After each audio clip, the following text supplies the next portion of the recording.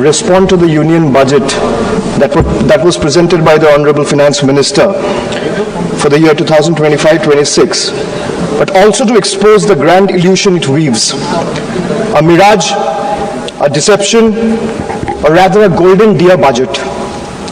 Well, all of you must be wondering, why am I referring to this budget as a golden deer budget?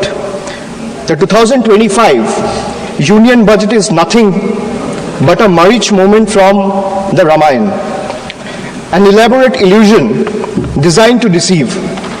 Just as the demon Marich took the golden form of deer to lure Ma Sita away, the NDA government has crafted a shiny, dazzling budget promising prosperity while hiding the economic catastrophe beneath.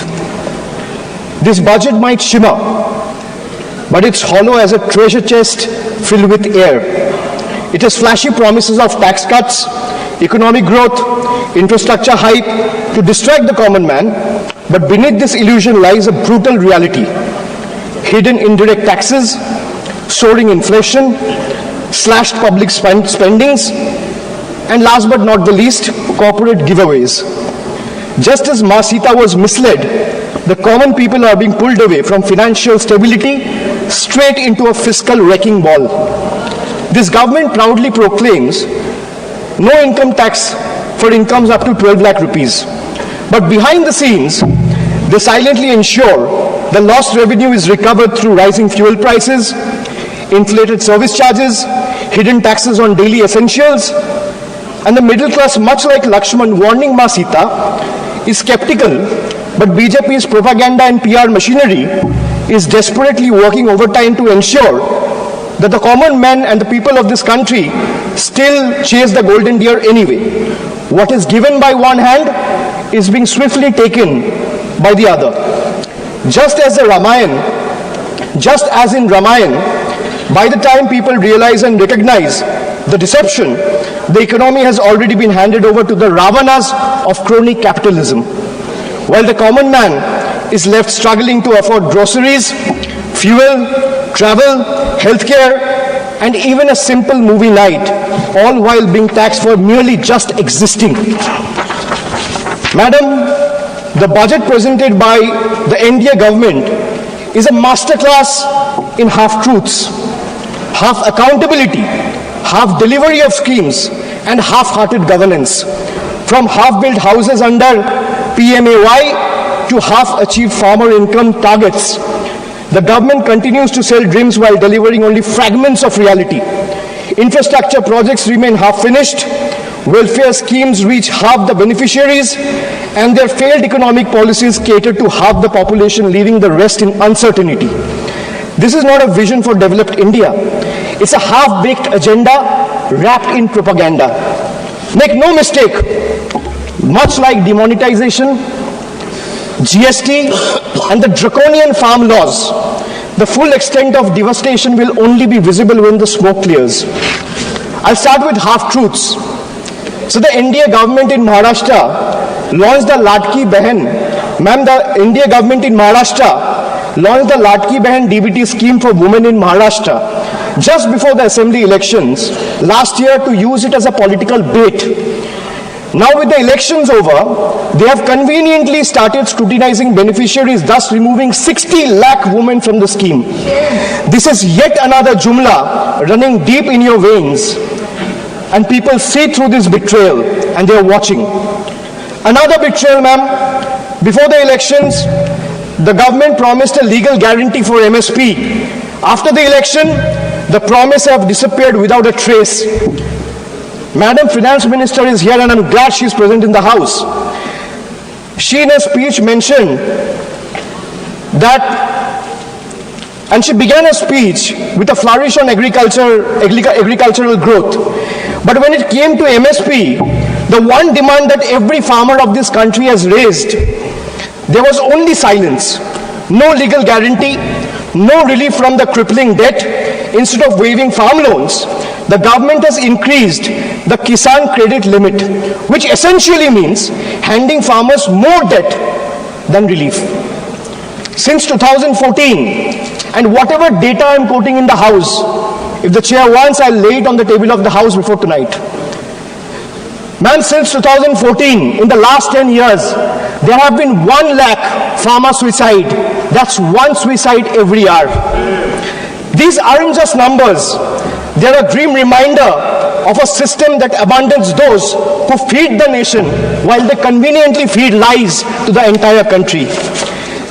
They boasted of digital India, but conveniently ignore the dire state of our schools.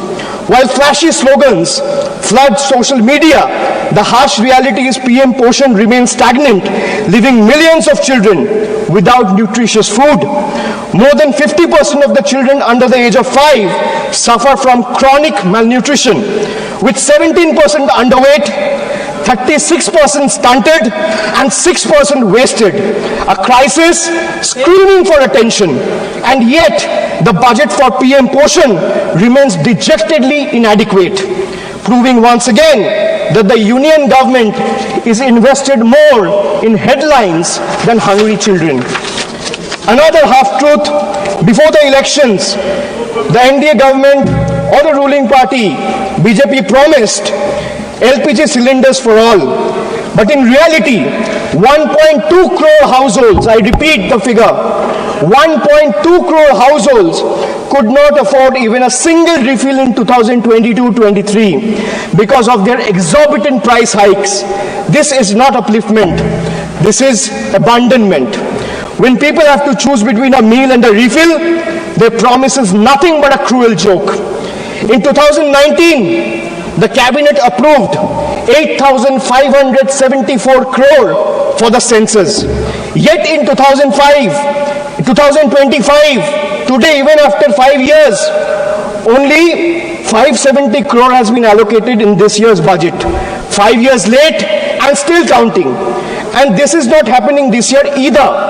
But why does this matter? Why am I talking about census? Because without a census, every policy, every income tax slab revision, and every economic projection is simply and just a blind projection and a blind gamble.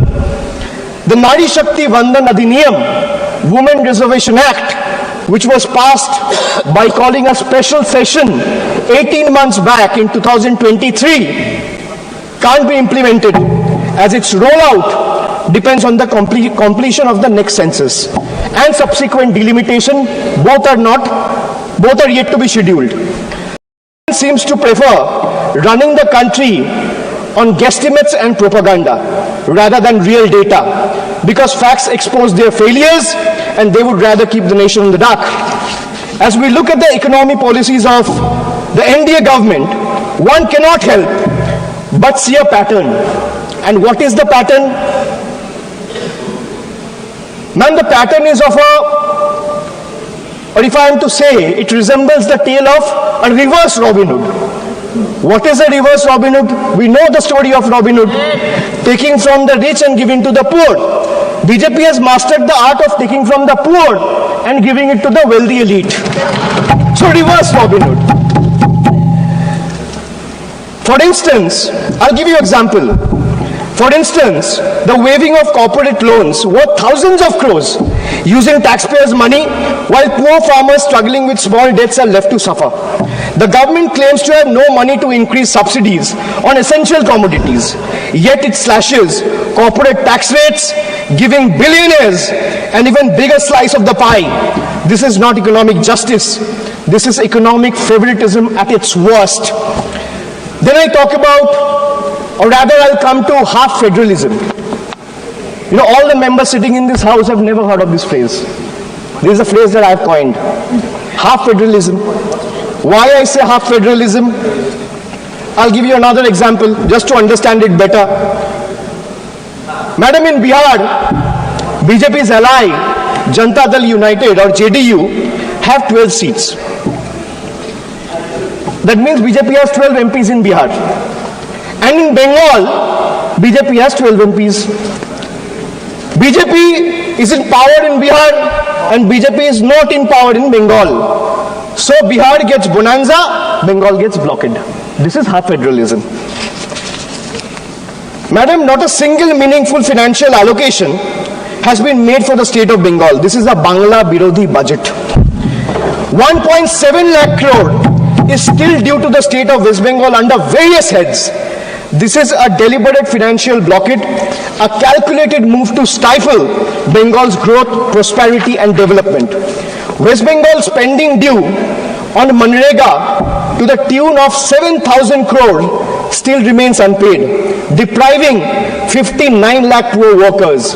The state has launched Karmashri scheme for providing employment opportunities to job card holders, paying 51 lakh workers from its own funds. The central government has not cleared 8,140 crores in housing dues for rural Bengal under Pradhan Mantri Awas Yojana, depriving 12 lakh beneficiaries. The state government launched the Bangla Bari project last year in the month of December, providing housing to 12 lakh beneficiaries entirely from the state's own funds. Why am I giving you these facts?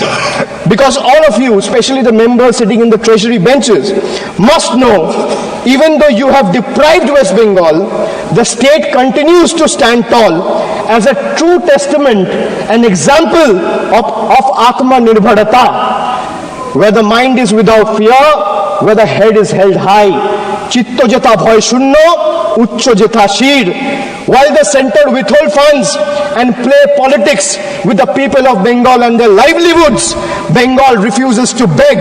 We build, we provide, we progress, we grow with or without their support.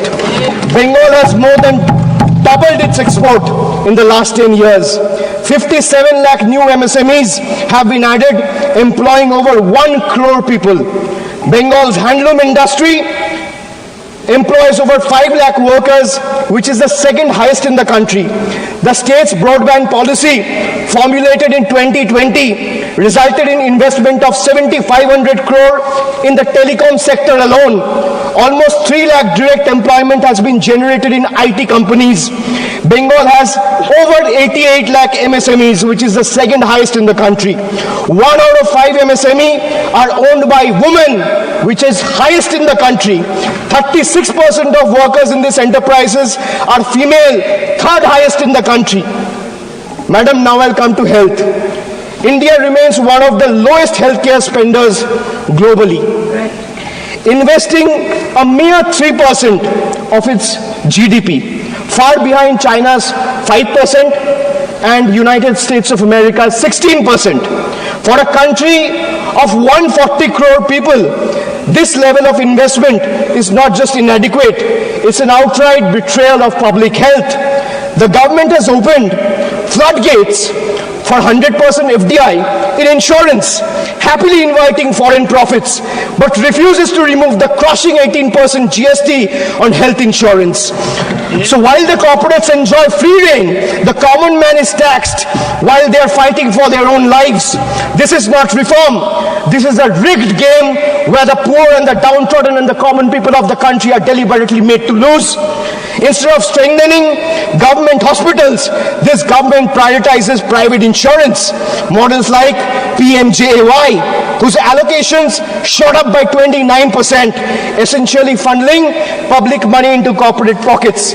Strengthening public health care could have benefited millions, but instead government chose to privatize health care under the guise of welfare.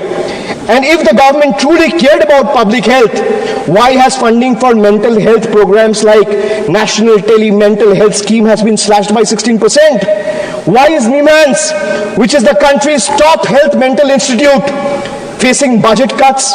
The answer is simple. The government just doesn't care.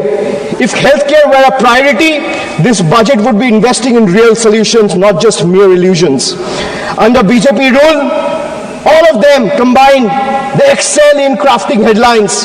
But when it comes to hospitals, medicines, genuine public health investment, the reality is nothing short of an empty set. Madam, now I'll come to half minister. I spoke about half truths. I spoke about half federalism. Now let's talk about half minister. Because our part-time railway minister is also juggling between 2 other ministries. One is electronics and IT, and the other one is information and broadcasting. Running the Indian Railways, which is considered as a lifeline for millions, is not a side gig, madam. But Under BJP, governance has become a multitasking circus, delivering half-baked results everywhere. Why I say this?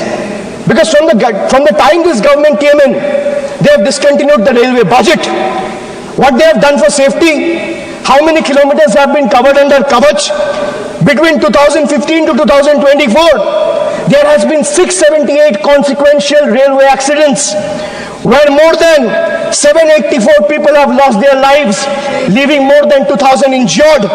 No wonder tracks are crumbling, the tech sector is struggling, and the media is drowning in propaganda.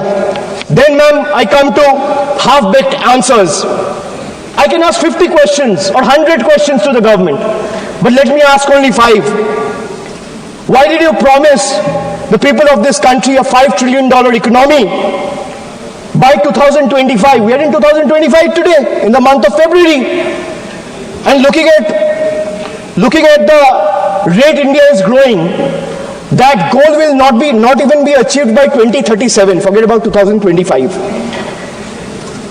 Why did you slash funds for LPG connection to poor households by 30% over revised estimates? Why have you slashed funds for crop insurance scheme by 25% over revised estimates? Why has the Data Protection Board of India given only 5 crore rupees when the cost of running parliament for a single day is more than 9 crore rupees? Why has the budget allocation for minority affairs have been slashed by 57%, decreasing significantly from 1,575 crores in 24-25 to 678 crores in 25-26. These are hard facts. These are data. Now I come to half accountability. After half truths, after half federalism, after half minister, after half-baked answers, I come to half accountability. A government is expected to be 100% accountable. But this coalition government believes in half accountability. You all must be wondering, where is the other 50%? Well, that's conveniently covered by the Modi media. Because if you ask the media, according to them, this government is working 200%, is functioning at 200% efficiency. And in their world, in the media's world, there are no failures. Failures are invisible. Questions are forbidden. The only policy is propaganda. Ma'am, let me make just two quick points to prove their half accountability. In price rise, the food inflation in 2024 averaged at 8%. In October, food inflation was at 14 months high. The bottom 5% spends 66 rupees a day, while the cost of 2 veg thalis exceeds 150 rupees. Household savings have dipped to a 50-year low. In case of unemployment, youth unemployment is at a staggering 45%. 3 out of 10 graduates today are unemployed. Under PMKVY, only 18% of the trained candidates were placed.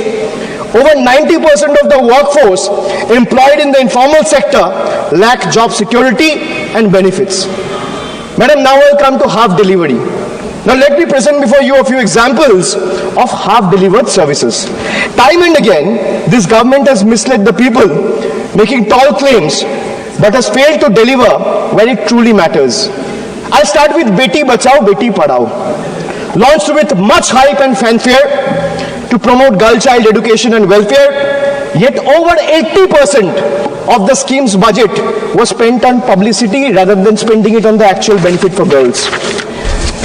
Then I come to Jan Dhan Yojana, bank accounts without bank services.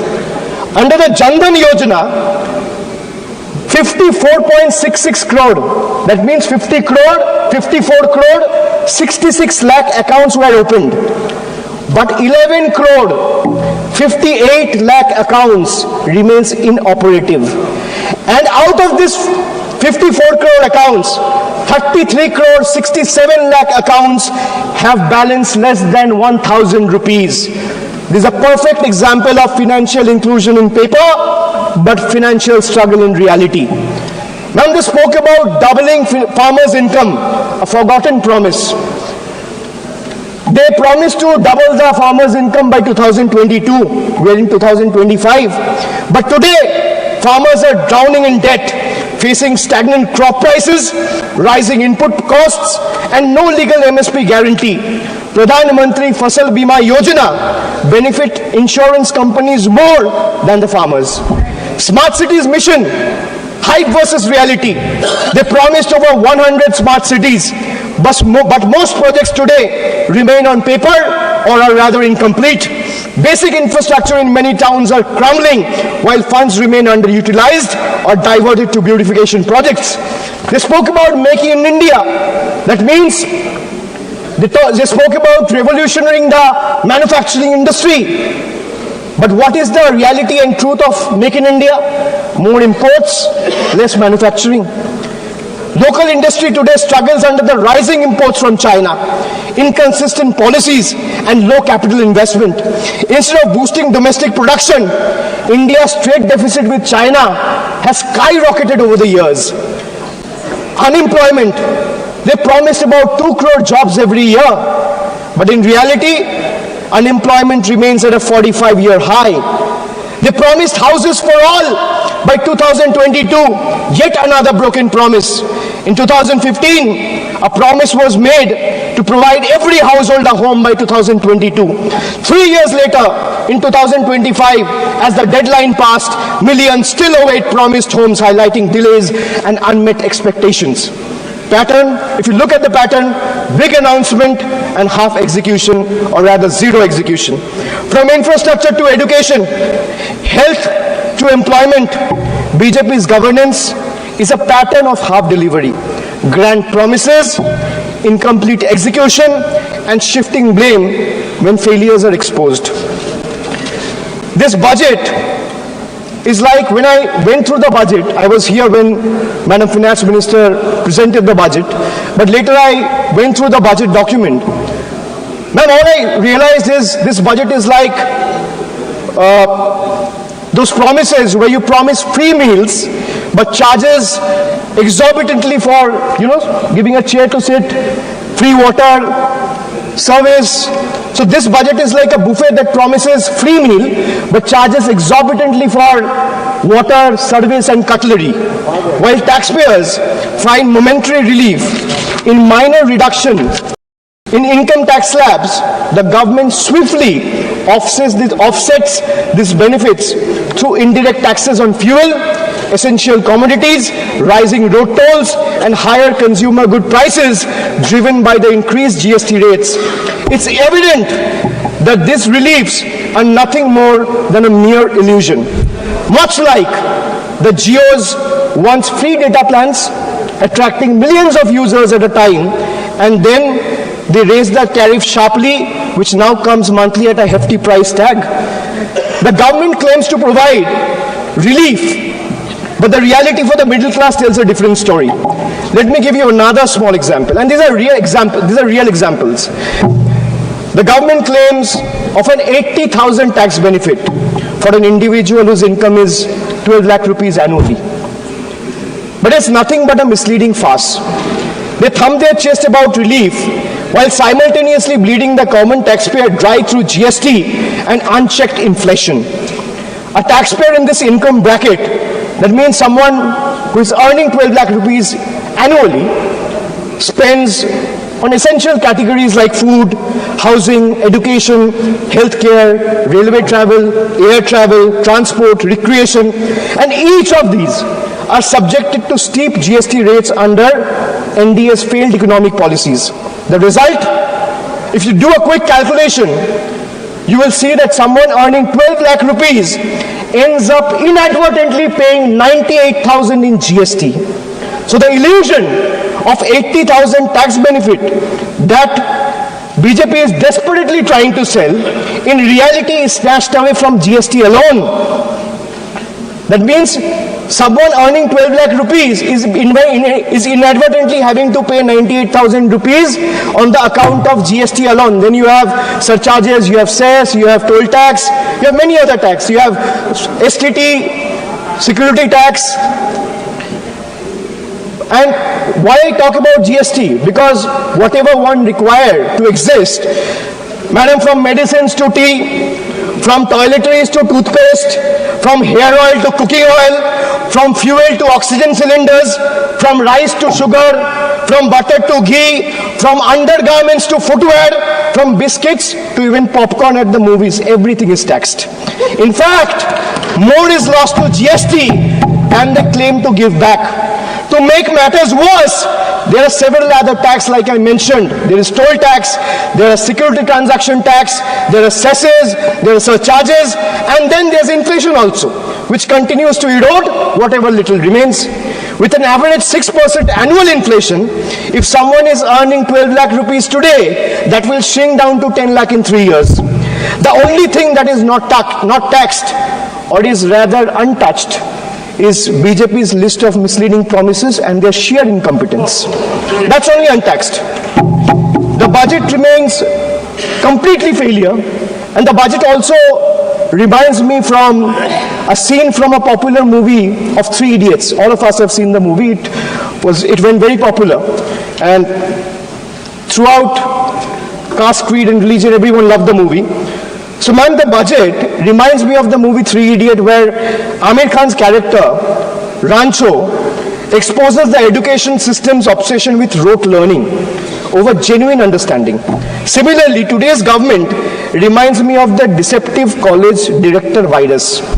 And the role of virus was played by, I'm not talking about the viruses present here, I'm talking about the college director virus whose role was played by Boman Irani.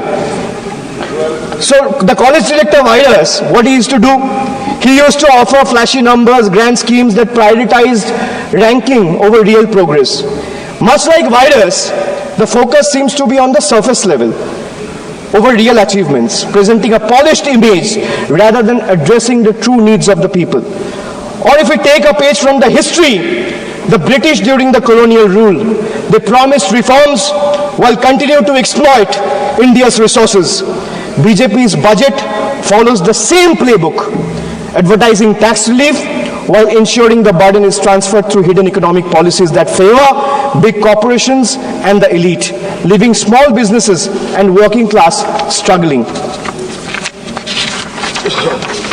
Madam, the budget presented over the last 1 decade perfectly sums up NDA and the BJP's version of Achhe Din, reflecting not just their grand narrative, but also the harsh reality of common people's struggle under the NDA's rule and regime.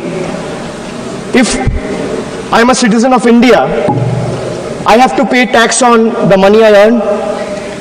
If I'm a citizen of India, I have to pay tax on the money I spend. I'm a citizen of India, I have to pay tax on the things I buy, I have to pay tax on the things I sell. And moreover, pay tax on things that are already taxed, bought with money that is already taxed. Just imagine, you earn, you pay tax.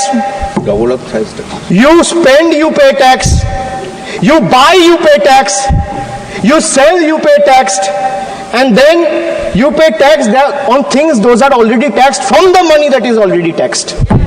This sums up the budget completely. The people of India have woken up, and they will no longer be misled by these empty promises and false claims.